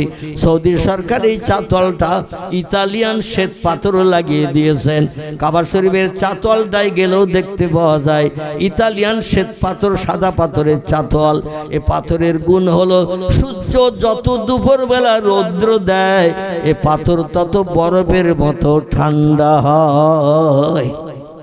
একটু জোরে বলা যাবে না আমার ভাইরা? কাবা শরীফের চাতওয়ালের ভিতরে যে পাথর, পূর্ব দিকে সাবা মারওয়া সাইড এরিয়া থেকে বেরিয়েছে, পূর্ব দিকে আসলে ওই একই চাতওয়ালের পাথর, ইতালিয়ান শ্বেত পাথর, দামি পাথর। 1 ফুট কত টাকা আমি জানি না, বলতে পারবো না। তো ওই পাথরের গুণ হলো সূর্য যত রৌদ্র দেবে পাথর তত ঠান্ডা মার্কা হবে। মানুষ তার দুপুর রৌদ্র পাথরে বসে থাকে, ওদের কোনো কষ্ট অনুভব হয় না। এই সাদা পাথরের চাতওয়ালের বাইরে দিয়ে একটা লোহার ব্যারিকেড করা রয়েছে, লোহার ব্যারিকেড, মোটা মোটা লোহার গরাদ দিয়ে বেড়া দেওয়া আছে, বেড়া জেরে পাঁচিল বলা হয়। যেমন আমাদের বেড়া চাপার রাজা ছিল রাজা চন্দ্রকেতু, নাম শুনে থাকবেন আপনারা। এ রাজা চন্দ্রকেতুর বাড়ি ছিল ওই বেড়া চাপা থেকে হাড়ুয়ার দিকে আসতে 2-3 রশি আসার পরে মাঠের দিকে একটা রাস্তা ছিল, যেটা হলো গড়ের আগে একটা গড় আছে বেড়া চাপায়, দেখবেন রাজা চন্দ্রকেতুর বাড়ির মাঝখানে। ঠিক এইভাবে গড় পশ্চিম থেকে পূর্ব, আবার দক্ষিণ থেকে উত্তরের দিকে বেশ একটা গড় আছে। মাঝ পজিশনে ছিল রাজা চন্দ্রকেতুর বিশাল রাজবাড়ি, যিনি দেবালয়ের রাজা ছিলেন। বেড়া চাপার সাইনবোর্ডে দেখবেন মাঝে মাঝে সাইনবোর্ডে হিন্দু ভাইরা লিখে রেখেছে দেবালয়, আর মুসলমানেরা লিখে রেখেছে বেড়া চাপা। মুসলমানেরা দেবালয় লিখিনি, কারণ দেবালয়ের বাংলা অর্থ হলো দেবতাদের আলয়। ওইখানে ছিল রাজা চন্দ্রকেতুর প্রতিমার ঘর। এখনো গেলে দেখতে পাবেন বেড়াচাপা চৌমাথা থেকে বদরের দিকে যেতে 1 রশি গেলেই দেখবেন পশ্চিম দিকে একটা উঁচু ঢিবি দেখতে পাবেন, আছে তো? আলহামদুলিল্লাহ। এই উঁচু ঢিবিটি এতটা চওড়া করে দেওয়াল। হ্যাঁ, এখন সরকার গ্রিল দিয়ে ঘিরে রেখেছে, কারণ এখানে খনন কার্য হয়েছিল বেশ কিছুদিন আগে। কারণ রাজা চন্দ্রকেতুর বাড়ি ধ্বংস করেছিলেন শাহ সুফি আব্বাস আলী ওরফে গোরাচাঁদ রহমতুল্লাহের বদদোয়ার কারণে। এই জন্য দেবালয়ের মন্দিরে সোনাদানা আছে, রাজা চন্দ্রকেতুর বাড়িতেও সোনাদানা থাকা সম্ভব। একটা রাজা বাদশা যিনি, তার বাড়িতে দামি সম্পদ থাকা সম্ভব। এই জন্য খনন কার্য করেছিলেন, কিন্তু তেমন কিছু মাল পায়নি। ভবিষ্যতে আবার কেউ যাতে খনন করে দামি মাল বার করতে না পারে, তাই লোহার ব্যারিকেড দিয়ে বেড়া দেওয়া রয়েছে। পর্যটকরা এসে ঘুরে ফিরে দেখতে পারে, মাটিতে হাত দিতে পারবে না, মাটি করতে পারবে। এই রাজা চন্দ্রকেতুর বাড়ি ছিল ওই গড়ের মাঝখানে। এইভাবে উত্তর থেকে দক্ষিণে যাওয়া, দক্ষিণ থেকে পশ্চিমে যাওয়া লম্বা গড়, প্রায় এধার আর এধার ধরলে প্রায় 1 কিলোমিটারের বেশি ছাড়া কম হবে না। এরই মাঝখানে ছিল 2 কোণের মাঝখানে, ঠিক এই রকম 2 কোণের মাঝখানে ছিল বাড়ি। আমার ভাইরা, বিশাল রাজবাড়ি ছিল। এই রাজবাড়ির চতুর্দিকে লোহার ব্যারিকেডের গ্রিল দিয়ে বেড়া দেওয়া ছিল। তখন ইট দিয়ে বেড়া দিত না, আছে মোটা মোটা লোহার গড়াদের গ্রিল দিয়ে বেড়া দেওয়া ছিল। শাহ সুফি আব্বাস আলী ওরফে রহমতুল্লাহ, ইনি ইয়ামান দেশের মানুষ ছিলেন। কি দেশ বললাম? ইয়ামান। ইনি এসেছিলেন পূর্ব বাংলার সিলেটে। কবরস্থ হয়ে আছেন 2 জন ব্যক্তি। আমি অধম, আল্লাহ আমার চোখে দেখিয়েছেন। আমি গতকালও বাংলাদেশ থেকে বাড়ি আসছি, প্রোগ্রাম ছিল কপিলমুনি বলে একটি জায়গা, থানাটির নাম হলো তালা থানা। সেখানে প্রোগ্রাম করলাম। কম বেশি প্রায় 50,000-এর কাছাকাছি লোক ছিল। আর আমাদের দেশে ঘরের পাশে জলসা হলেও লোক পাওয়া যায় না। আসলে ধর্ম থেকে আমরা অনেকটা দূরে চলে গেছি। আল্লাহ পাক এই জন্য আসমানি গজব তসবির দানার ন্যায় আমাদের উপর এখন নিক্ষেপ করতে শুরু করেছে। রসুল বলছেন, হাল্লা বেহাল বালা, মানুষ আমার উম্মতরা যেদিন মুয়াজ্জিনের আজানে কান দেবে না, মসজিদে জামাতে শরীক হবে না, রমজানের রোজা রাখবে না, সকাল সন্ধ্যা কোরআন তেলাওয়াত করবে না, রাস্তাঘাটে চলতে যে আল্লাহর নামে জপ জিকির সুবহানাল্লাহ আলহামদুলিল্লাহ লা ইলাহা ইল্লাল্লাহ পড়বে না, হাল্লা বেহাল বালা। একটা তসবির দানা বলুন, তসবি 100 দানা থাকে না তসবিতে? আচ্ছা, একদিকে যদি একটা সুতো কেটে আর একটা মুখ উঁচু করে ধরা হয়, ও দানাগুলো সব সুতোয় থাকবে তো নাকি? একটা মাথা উঁচু করে ধরেছেন, আর একটা মাথা সুতো কেটে তলায় ঝুলিয়ে দিয়েছেন, দানাগুলো থাকবে তো ওতে সুতায়? এই দানাগুলো যেমন টপ টপ করে পড়ে যাবে, রসুল বলছেন ওই রকম আল্লাহর আসমানি গজব আমার উম্মতের উপরে নিক্ষিপ্ত হবে। তার কারণ হলো পয়গম্বর 1450 বছর আগে তত্ত্ব দিয়েছেন। কথাটা না বলেও পাচ্ছি না, এসে গেল তাই। তারপরে নিয়ে যাও, আমি যেখান থেকে সেরে এসেছি ওই বেড়া চাপা, মনে আছে তো? হ্যাঁ, ওখানে নিয়ে যাব। নবী বলছেন ওয়ান সাবিনাতা ক্বালা সামিতু রাসূলুল্লাহ সাল্লাল্লাহু আলাইহি ওয়াসাল্লাম ইয়াকুলু খিলাফাতা সালাসুনা সানাতান সুম্মা ইয়াকুনু মুলকান আমসাক খিলাফাতা আবি বকরিন সানাতাইনে ওমরা আশারাতা ওসমান ইসনাতা আশারাতা ওয়া আলিয়ান সিত্তাতা রাওয়াহু আবু দাউদ ওয়া তিরমিজি। ইমাম আবু ঈসা তিরমিজি রাহমাতুল্লাহ আলাইহি, ইমাম আবু দাউদ রাহমাতুল্লাহ আলাইহি দুইজন একই হাদিস ওনাদের কিতাবে লিপিবদ্ধ করেছেন। হাদিসটা পাকা না নরম, হাদিসটা কাঁচা না পাকা, দুই হাদিসের কিতাবে একই হাদিস লেখা।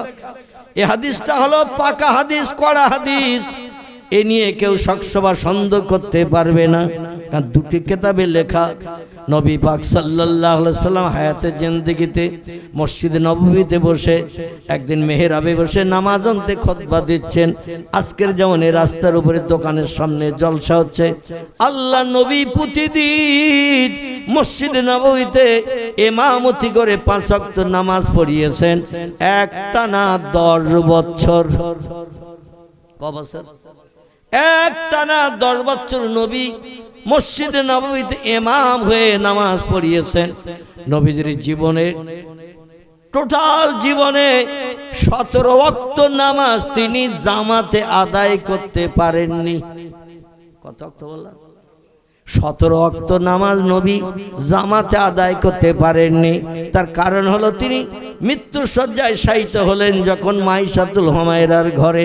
মাঝে মাঝে রোগ যন্ত্রণায় আল্লাহর পয়গম্বর বেহুশ হয়ে যাচ্ছিলেন। বেহুশ যখন হয়ে যাচ্ছিলেন 1 ঘন্টা 2 ঘন্টা 3 ঘন্টা 4 ঘন্টা পর্যন্ত রাসূল বেহুশ হয়ে পড়েছিলেন মাইশার ঘরে।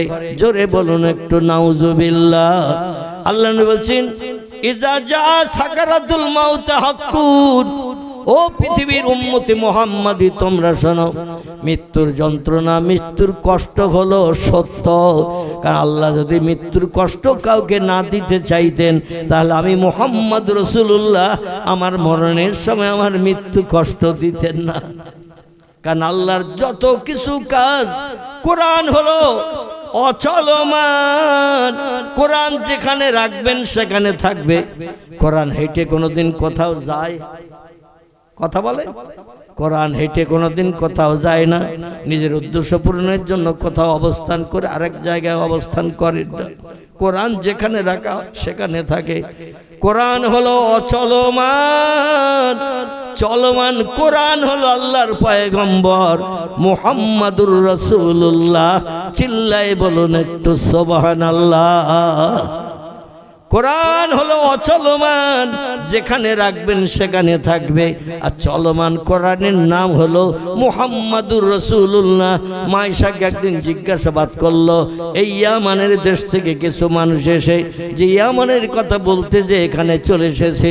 আমার ভাইরা, ওই ইয়ামানের মানুষেরা পয়গম্বর মুহাম্মদ রাসূলকে দেখতে আসলো ইয়ামান থেকে মদিনায়। টুক করে তত্ত্বটা দিয়ে নেই, তারপরে যেখানে ছেড়ে এসেছে সেখানে চলে যাব ইনশাল্লাহ। এসে বলছেন আইনা মুহাম্মদ রাসূলুল্লাহ, আইনা মুহাম্মদ ইবনে আব্দুল্লাহ। মক্কার অধিবাসী আব্দুল্লাহর বেটা মুহাম্মদ এই মদিনায় কোথায় আছে? ও মদিনা রাস্তার মানুষেরা, বাজারের মানুষেরা, আমাদের একটু বলে দাও, পরিচয় দাও, আমরা মুহাম্মদের সঙ্গে সাক্ষাৎ করতে ইয়ামান দেশ থেকে এসেছি। তারা বলল, দুর্ভাগ্য তোমাদের, আল্লাহর নবী আজ 6 দিন ইন্তেকাল করেছেন। আজ যাই কাল যাই, আজ যাই কাল যাই, এই করে তারা সময় ঠেলতে ঠেলতে ঠেলতে ঠেলতে এমন এক সময় এসেছে মদিনায়, নবী তখন কবরস্থ হয়েছেন 3 দিন। কদিন বললাম? 3 দিন। নবী মারা গেছেন তাহলে কদিন? 6 দিন। রসুল সোমবারে মারা গেছেন, বুধবারে সন্ধ্যায় কিংবা সন্ধ্যার আগে রসুলকে কবরস্থ করা হয়েছে। মানে সোম গেল, মঙ্গল গেল, বুধ, এরপরে আর 3 দিন গেল, তাহলে 3 আর 3 6। এই 6 দিনের মাথায় এসেছে ইয়ামানের 5-7 জন তৌরিত পড়া লোক, জব্বুর পড়া লোক, ইঞ্জিল পড়া লোক, সাহিত্য রচনা করা লোক, কবিতা লেখা লোক, উচ্চ শিক্ষিত মানুষ এসেছে। মুহাম্মদ নামের একজন ব্যক্তি, সে মদিনার দেশে নতুন ধর্ম প্রচার করছে। ধর্মটির নাম হল ইসলাম। ইসলাম ধর্মের মানুষেরা নাকি মদিনায় খুব সুখী, মদিনায় খুব খুশি, সংসার জীবনে তারা খুব সন্তুষ্ট এবং পরকালের চিন্তা ভাবনায় তারা বিভোর। আল্লাহর রহমত তাদের উপরে দৈনন্দিন বর্ষিত হয়। মুহাম্মদ কেমন লোক একটু দেখব, তার মুখে ইসলাম সম্পর্কে একটু জানবো, তারপরে প্রয়োজন হলে আমরা ইহুদি আর থাকবো না, খ্রিস্টান আর থাকবো না, আমরা কলেমা পড়ে মুসলমান হয়ে আমার দেশে আবার ফিরিয়ে আসবো। জোরে বলা যাবে না একটু সুবহানাল্লাহ? কলেমা পড়বে বলেছে, এতে সুবহানাল্লাহ আমাদের বলা কর্তব্য আছে কি না? আছে। এসে খবর শুনছেন মুহাম্মদ রাসূলুল্লাহ 3 দিন কবরস্থ হয়েছেন, ইন্তেকাল করেছেন 6 দিন আগে। 3 দিনের মাথায় সন্ধ্যার সময় কিংবা আসরের নামাজ বাদ আবার কোন বর্ণনাকারী সিরাতুন নবী, সিরাতে হালাবিয়া, আসাহুস সিয়ার, সিরাতে ইবনে হিশাম, বিশ্ববিখ্যাত বিশ্বনবীর জীবনী গ্রন্থে লেখকেরা 2 রকম মন্তব্য করেছেন। কেউ বলেছেন মাগরিবের আগে, কেউ বলেছেন মাগরিবের পর। যাই হোক, এই মাগরিবের সময় কিংবা মাগরিবের আগে পয়গম্বরকে কবরস্থ করা হয়েছে। 3 দিন হয়ে গেছে। ওদের বলা হলো আমাদের প্রাণের নবী মা আয়েশাতুল হুমায়রার স্বামী আল্লাহর নবীকার দেখার সুযোগ হবে না। 3 দিন আগে যদি আসতে মরা চেহারাটাও দেখার সুযোগ পেতে, কিন্তু তোমরা 6 দিন আগে যদি আসতে বাস্তব নবীকে চোখে দেখার সুযোগ পেতেন, যিনি ছিলেন তাম পৃথিবীতে বিশ্ব সুন্দর। কি সুন্দর! বিশ্ব নবীর চেহারা থেকে আল্লাহ বিশ্ব সুন্দর করে পৃথিবীতে পাঠিয়েছিলেন। পৃথিবীতে 2 জন পুরুষ বিশ্ব সুন্দর হয়েছেন। একজন পুরুষের নাম ইয়াকুব নবীর বেটা, ছোট ছেলে, আমার ভাইয়ের 11 নম্বরের ছেলে, নাম হলো তার ইউসুফ। আর একজন হলেন বিশ্ব সুন্দর, তিনি হলেন আব্দুল্লাহর বেটা, মামিনার উদরের নয়নের মণি, নাম হলো তার মুহাম্মাদুর রাসূলুল্লাহ। বিশ্ব সুন্দর চেহারাটা দেখার সুযোগ পেতে আমাদের প্রত্যেকের নাকের মাঝখানে এই জায়গাটা ফাঁকা না কালো ভুরু দিয়ে জোড়া? নাকের মাঝখানটা এই জায়গাটা প্রত্যেকটি ব্যক্তির, নারী হোক বা পুরুষ হোক, সকলের নাকের এই মাঝখানটা হলো ফাঁকা। আল্লাহ নবীর ভুরুটা ছিল কাস্তের মতো জোড়া। কাস্তে দেখেছেন তো, যেমন বেঁকিয়ে ঘোরানো মাথা থেকে ও মাথা। রসুলের ভুরুটা ছিল কাস্তের মতো পুরো জোড়া, দেখতে খুব সুন্দর দেখাতো। রসুলের ঠোঁট দুটো ছিল লালি মার্কা, গালের দাঁতগুলো ছিল মুক্তার দানার নাই, দুধের নাই সাদা ঝলকানি। জোরে বলুন একটু সুবহানাল্লাহ। বিশ্বনবীর আঙুলগুলো একটু লম্বা লম্বা কাটিমে ছিল, নাকটা ছিল একটু লম্বা মার্কা। বিশ্বনবীর ফেস কাটিমটা এত সুন্দর ব্যক্তিত্ব ছিল, চোখ দুটি ছিল হরিণের চোখের মতো পটল চোরা। মানুষ একটাবার দেখলে আর নজর ফিরাতে পারত না। প্রিয় নবীর একজন খাদেম গোলাম, নাম হলো তার হযরতে আনাস রাদিয়াল্লাহু আনহু। কি নাম বললাম? বিশ্ব নবীর বাড়ি 12 বছর যিনি খাদেমের কাজ করেছেন, নবীর বাড়ির কাজকর্মগুলো সেরে দিয়েছেন, করে দিয়েছেন। বৃদ্ধ বয়সে বার্ধক্যকালে এই আনাস বলছেন, আল্লাহি লা শাক্কা ফীহি, আমি সেই খোদার কসম খেয়ে বলি, একদিন পয়গম্বর রাতের বেলা আমারে ডাকলেন, আনাস রে একটু আমার কাছে এসো, একটু কোনো এক জায়গায় আমার যেতে হবে রাতের বেলা, এই জন্য পাহাড়ি এলাকা, তাই তোমার সাথে করে নিয়ে যেতে চাইছি, যাতে কোনো সমস্যা দেখা দিলে 2 জন যুক্তি বুদ্ধি করে সমস্যার সমাধান করব। আনাস বলছেন, আমার কলিজা আনন্দে ভরে গেল, আর নবীজির সঙ্গে হয়ে আমি রাতের বেলা কোন এক জায়গায় যেতে পারছি, এটা আমার জন্য সৌভাগ্য। জোরে বলুন একটু সুবহানাল্লাহ। আনাস বলছেন, মসজিদে নববী ছিল নবীজির মদিনায় ঘর।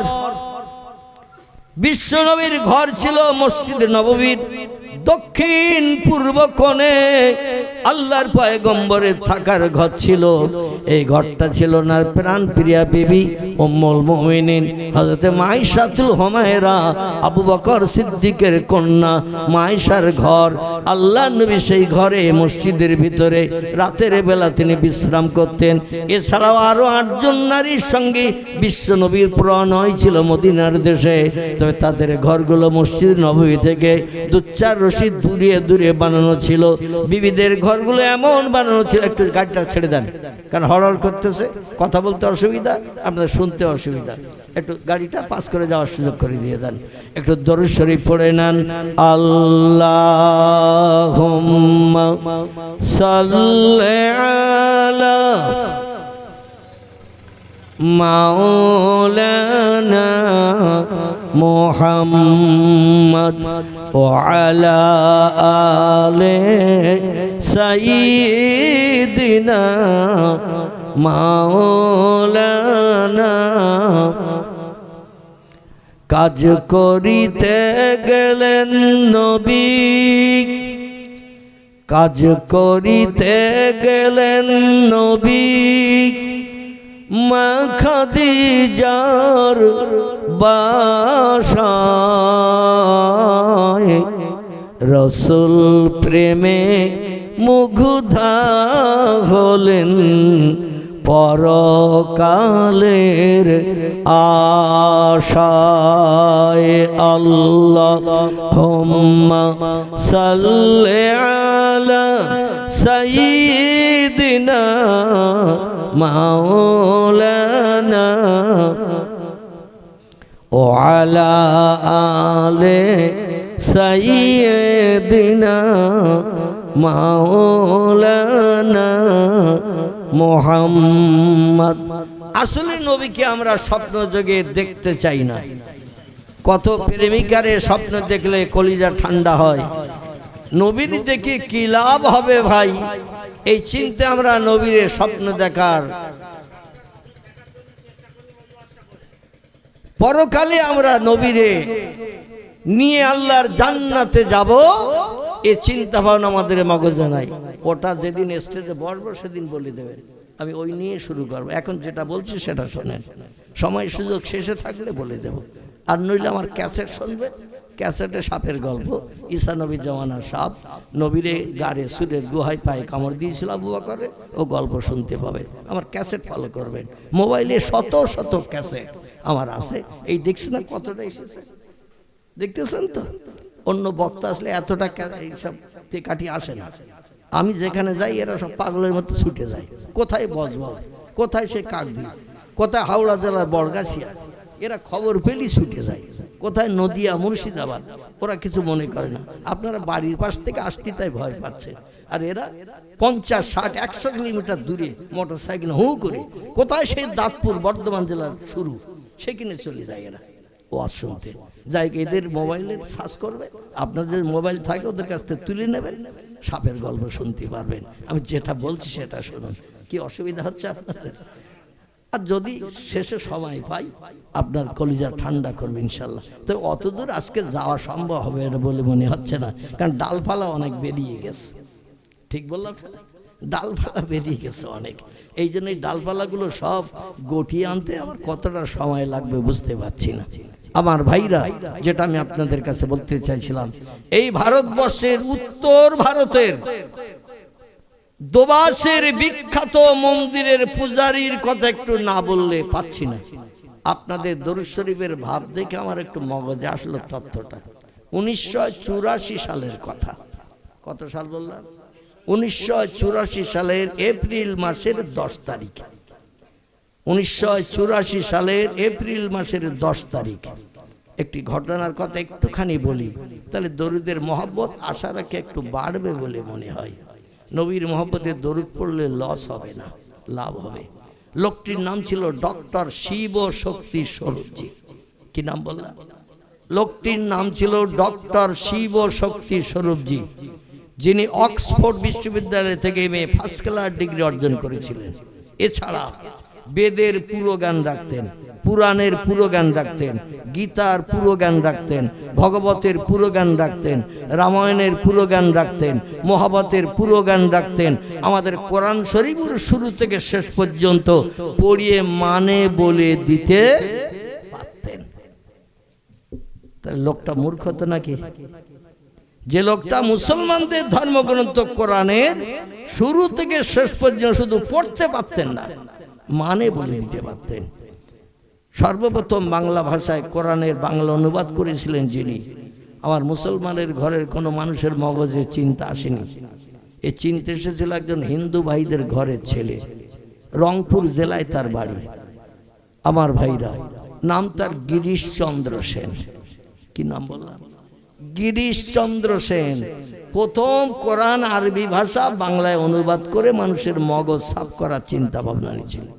তারপরে হিন্দুর ঘরে আরো একটা ছেলে, তিনিও কোরআন শরীফের বাংলা অনুবাদ করে পৃথিবীর মানুষের মগজ সাফ করার চিন্তা ভাবনা ছিলেন। আচার্য বিনয়া ভাবে তার নাম। কি নাম বললাম? আচার্য বিনয়া ভাবে তার নাম। তিনি কোরআনের বাংলা অনুবাদ করেছেন।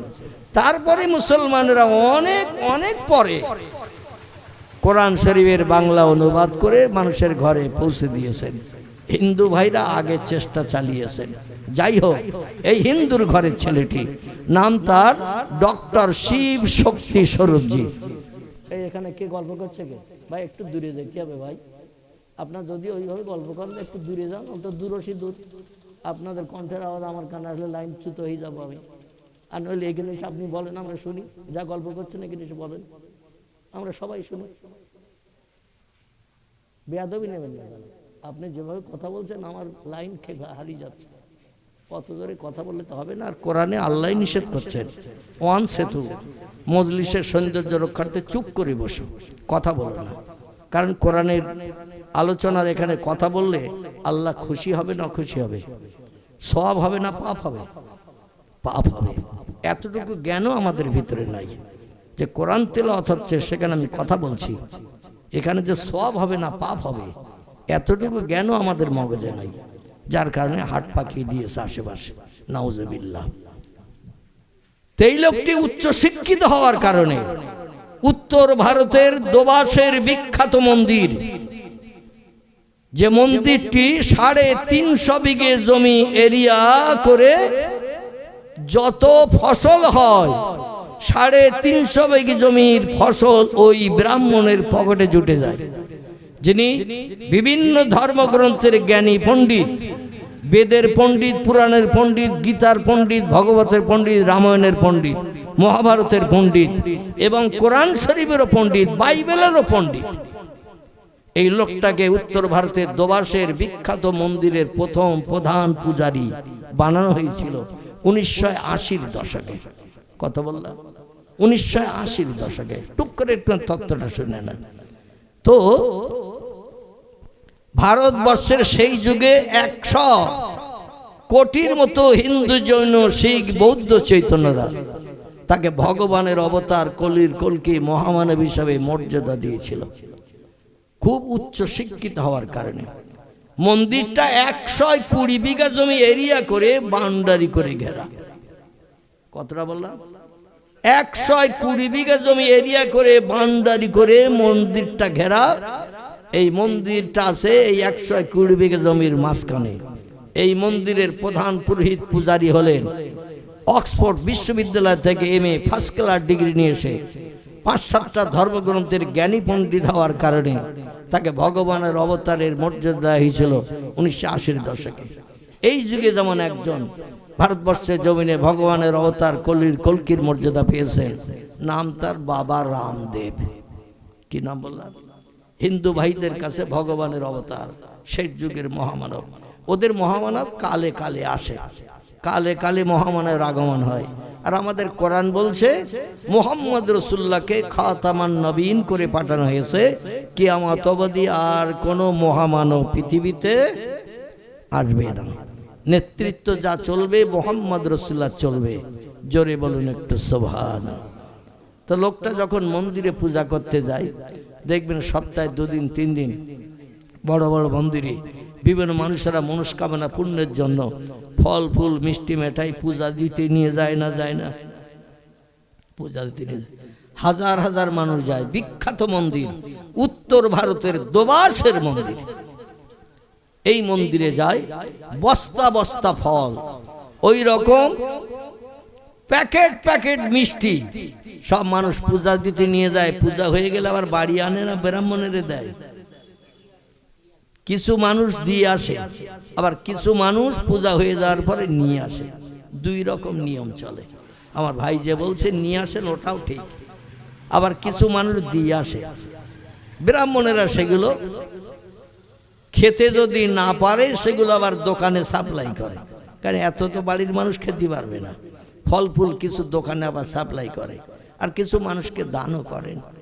এইভাবে 4 বছর চলল।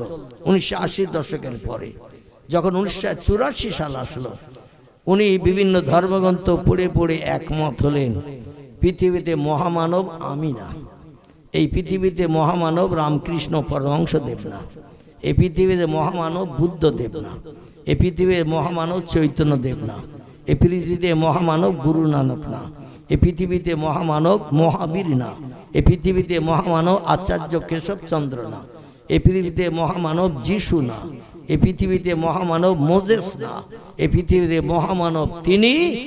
কোরআনের 22 পারায় নাম লেখা আছে, যার নাম হলো তার মুহাম্মাদুর রাসূলুল্লাহ সাল্লাল্লাহু আলাইহি সাল্লামের। জোরে বলুন একটু সুবহান। কিছু শিক্ষিত মানুষ শিক্ষা অর্জন করে ভুল পথে চলে, আবার কিছু শিক্ষিত মানুষ শিক্ষা অর্জন করে আসল সঠিকটা নির্বাচন করে। ঠিক বললাম না ভুল বললাম? নির্বাচন করে। আমার ভাইরা, উনি একদিন মন্দির থেকে পূজা অর্চনা সেরে বাড়ি এসেছেন। পরের দিন আবার নির্দিষ্ট টাইমে পূজা করতে যেতে হবে। স্ত্রী বলছে সময় এসেছে, লোকজন সব লাইন দিয়ে বালতি রেডি করে রেখেছে, আপনি যেতে দেরি করছেন কেন? আপনার যেতে দেরি হলে মানুষ অস্বস্তি বোধ করবে। উনি বলছেন আমার মন্দিরে পূজা করতে যেতে আর ভালো লাগছে না। স্ত্রী বলছেন হাজার হাজার টাকা দৈনন্দিন আয়, বস্তা বস্তা ফল, প্যাকেট প্যাকেট মিষ্টি বাড়িতে আসে, সব খেতে পারি না, আবার দোকানেও সাপ্লাই করি, কত মানুষকে দান করি, আর পূজা করতে না গেলে তো বাড়ি কিচ্ছু আসবে না। উনি বলছেন আমার আর ভালো লাগে না। বলে কারণ? বলে আমি বিভিন্ন ধর্মগ্রন্থ পড়ে দেখেছি, একজন ব্যক্তির নাম বেদে লেখা, পুরাণে লেখা, গীতায় লেখা, ভগবতে লেখা, রামায়ণে লেখা, মহাভারতে লেখা, তৌরিতে লেখা, জব্বুরে লেখা, ইঞ্জিলে লেখা, এমনকি বর্তমান মুসলমানদের ধর্মগ্রন্থ যেটি নাম হলো তার আল কোরআন, সেই কোরআনও স্রষ্টা লিখে পাঠিয়েছেন মুহাম্মদ নামধারী একজন ব্যক্তিকে কিয়ামত পর্যন্ত বিশ্ববাসীর কল্যাণের জন্য মহামানব করে পাঠানো হয়েছে। জোরে বলুন সুবহান। এই জন্য আমি মিথ্যার আশ্রয় নিয়ে লোকের ফলমূল আর নষ্ট করতে চাই না। পরকাল বলে একটা লম্বা জিন্দেগি আছে, যার নাম হলো স্বর্গ বা নরক। স্বর্গ শান্তির জায়গা, নরক অশান্তির জায়গা। এই জন্য আমি মানুষকে যদি বিভ্রান্ত করে, মানুষের অর্থ যদি অপচয় করি, মানুষকে আমি ধোঁকা দেই, অবশ্যই আমার প্রতিদান নরক নসিবে জড়বে। উচ্চ শিক্ষিত হয়ে, জ্ঞানী পণ্ডিত হয়ে আমি মিথ্যার আশ্রয় নিতে পারবো না। এই জন্য আমি আজকের থেকে আর মন্দিরে পূজা করতে যাব না। স্ত্রী বলছে লোকজন তো ছাড়বে না। ডক্টর শিবশক্তি সর্বজি বললেন মুসলমানদের কোরআন পড়ে একটি জ্ঞান অর্জন করেছে, সেটি হল আল্লাহ পাক কোরআনের ভিতরে 27 জন পয়গম্বরের নাম কোট করেছেন। এই 27 জন পয়গম্বরের ভিতরে 25 জন পয়গম্বরের জীবনী কোরআনে ভরা আছে, 2 জন পয়গম্বরে কোনো জীবনী ভরা নাই, শুধু তাদের নাম উল্লেখ আছে। এই 25 জন পয়গম্বরের জীবনী কোরআনের ভিতরে যাদের ভরা, এই পয়গম্বরদের ভিতরে একজন পয়গম্বর আছে যিনি হলেন জাতির জনক